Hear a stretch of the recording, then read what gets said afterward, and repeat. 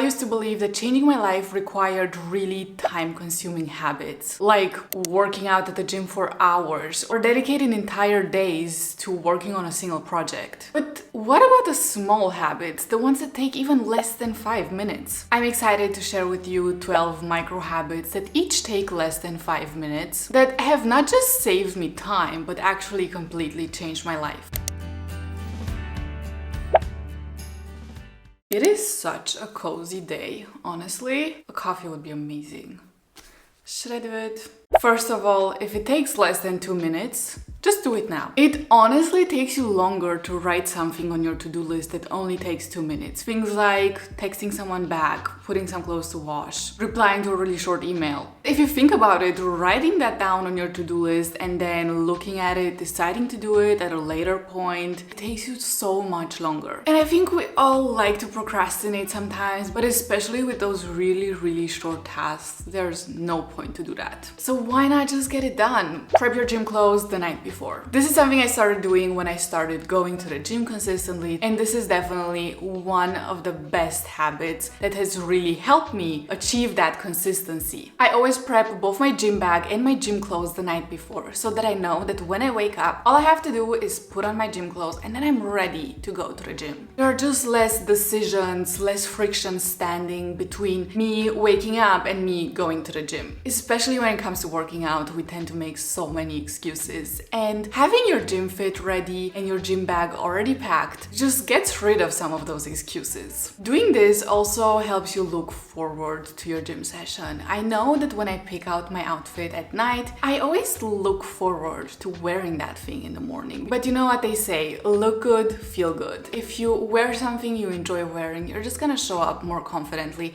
and ready to tackle that workout. When it comes to planning your day, one of the best things you can do is to time block. I always like to plan my next day in advance. So for instance, last evening, I planned everything I have to do for today. If I have any time-bound commitments, I can then write all of these time-bound commitments either on paper or in my calendar, and then I can see where I have free spaces. And I will block time for studying, filming, for editing, even for my night routine or for cooking. It's really important to allocate certain times of the day to certain tasks, because then you don't only know what you have to do, but also in which order you're gonna do certain things and at what time you're gonna do them. It just makes it so much easier to be productive, because when you sit down at your desk, you know exactly what you have to get done. You don't first have to look through your to-do list and then decide what you're gonna do. I like to combine this with the next habit, which is the energy portfolio. There are so many productivity tips, hacks, frameworks, and a lot of them are absolutely amazing and great, but we need to remember that we cannot be productive 100% of the time. Our energy levels really change throughout the day, and it's a very individual thing. Some people are way more energetic in the morning. They can get their best work done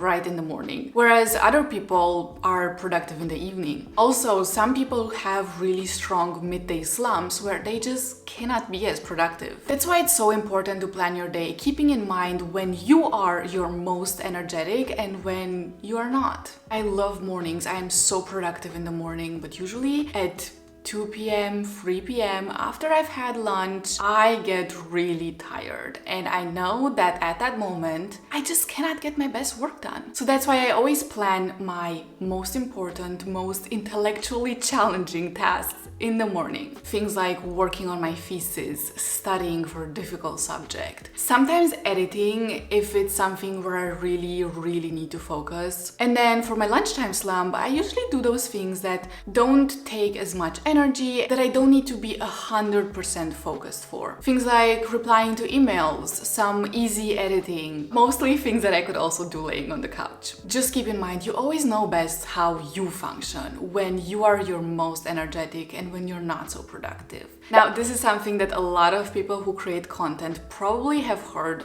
way too many times. But honestly, this applies to so many areas of your life, which is to batch stuff, to batch create, to batch study, to batch reply to emails, stuff like that. It can be anything. Whenever you first sit down to do a task, it always feels like there's so much resistance at first. But if you actually just start working on it without distractions, you just stay focused on that things, at some point you just enter a zone where you're just focused, and it feels way easier to do that task than it felt at the beginning. That's why it's so important to batch things, whether it comes to studying or work. When you start doing a task, just try to stay in that zone for as long as possible. If you have a lot of similar tasks that you need to get done, try to do them at the same time. And this is not only gonna save you time, but it's also gonna save you some energy by not having to get into the zone again and again and again, because you just get out of it by constantly switching from one task to the other. Always cook more dinner. I personally think that cooking in the evening can be really relaxing. You can watch a series, you can listen to a podcast, listen to some music. It's the end of the day.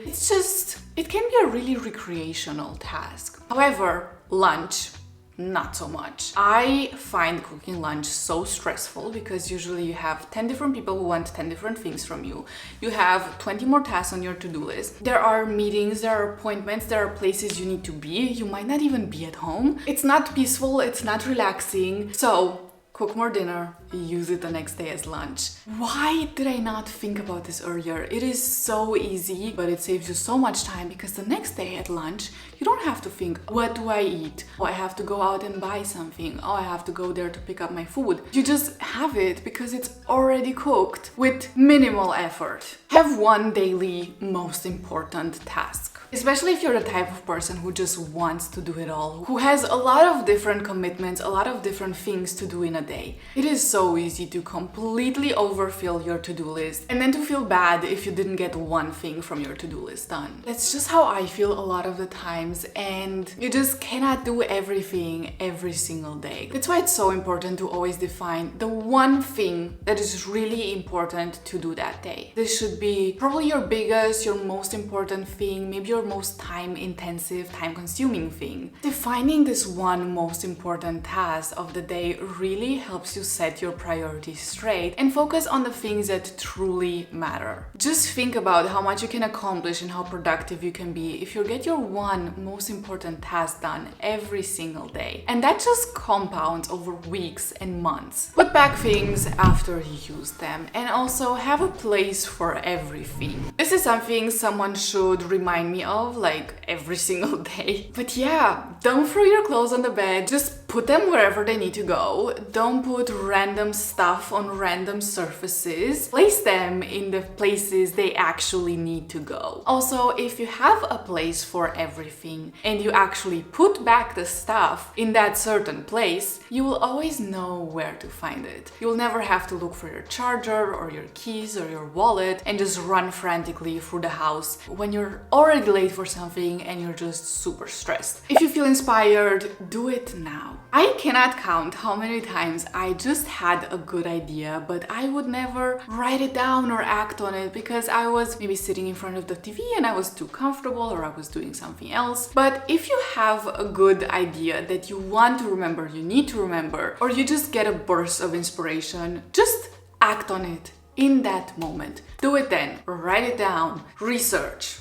Look it up. Whatever you need to do. But do it. When you feel overwhelmed, journal. This is again something that someone should tell me every single day. I should, I don't know, write it down on a wall or something. This is truly so life-changing because in every moment when you feel overwhelmed, you need to put your thoughts on paper. It saves you so much time that you waste just going in circles and feeling overwhelmed and going down a spiral. It's also better for you because truly feeling overwhelmed is not a great feeling. It's just such a good habit. Whenever you feel overwhelmed, doesn't matter by what, if it's your to-do list, if it's work, university, people, just take a moment for yourself. Journal or write down a few things. Just take the thoughts and put them down on paper because that gives you so much clarity. Put your phone on do not disturb. Our phones and the notifications can be so distracting. And if you eliminate those distractions, you will get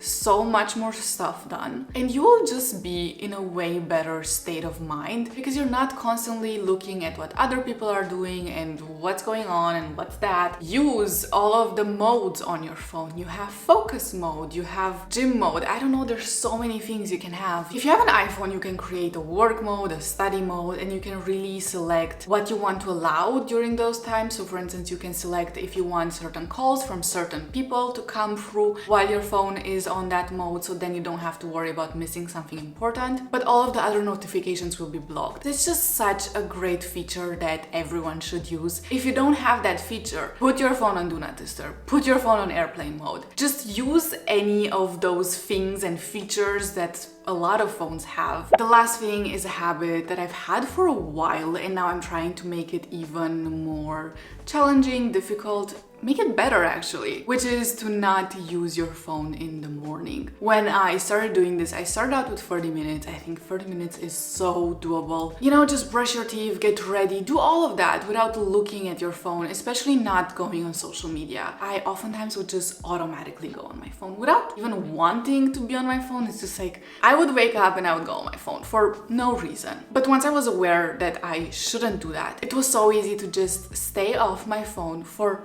hours. And now I'm doing a 6-week challenge, which is called Becoming Her. I did another video on this if you want to look at it. Maybe it's something you would like. For 6 weeks, I have 10 non-negotiables every day.